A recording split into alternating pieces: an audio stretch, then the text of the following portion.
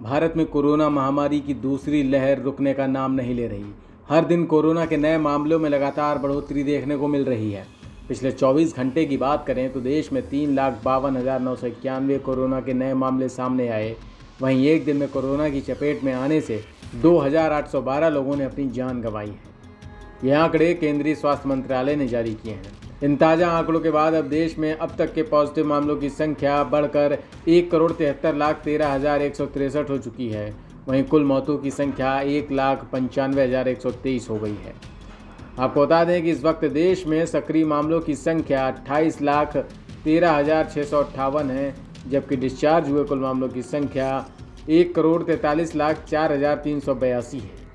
ICMR के मुताबिक 26 अप्रैल तक कोरोना वायरस के लिए कुल 27,93,21,127 सैंपल टेस्ट किए जा चुके हैं।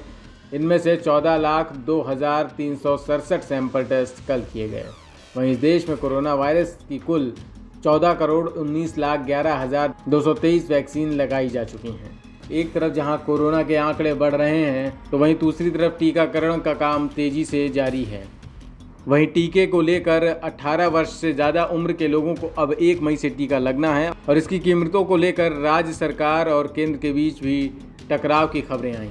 कोरोना वायरस संक्रमण की सबसे ज़्यादा मार झेल रहे महाराष्ट्र में रविवार को 832 मरीजों की मौत हो गई। यह एक दिन में कोरोना से हुई अब तक की मौतों का सर्वाधिक आंकड़ा है। रविवार को महाराष्ट्र में 66,191 नए मामले सामने आए। इन केस के आने के साथ ही राज्य में कुल एक्टिव मरीजों की संख्या 6,98,354 हो गई है। वहीं महाराष्ट्र सरकार 45 वर्ष से कम उम्र के वयस्क नागरिकों को निःशुल्क कोविड-19 टीका लगाने की तैयारी में है। राज्य सरकार टीके की खरीदारी के लिए वैश्विक टेंडर भी निकालेगी। वहीं बात करें अगर दिल्ली की तो दिल्ली में रविवार को 22,000 से ज़्यादा नए मामले सामने आए, जबकि 350 मरीजों की जान चली गई। स्वास्थ्य विभाग के मुताबिक दिल्ली में अब तक कुल संक्रमितों की संख्या 10,27,715 है। इनमें से 9,18,875 लोग स्वस्थ हो चुके हैं। कोरोना से अब तक कुल 14,248 लोगों की मौत हो चुकी है। फिलहाल संक्रमण के कुल सक्रिय मामले की बात करें तो 94,592 सक्रिय मरीज हैं। राजधानी में कोरोना बेकाबू होता देख सीएम केजरीवाल ने एक बार फिर से लॉकडाउन को एक्सटेंड किया है। यह लॉकडाउन अगले सोमवार सुबह 5 बजे तक के लिए बढ़ाया गया है।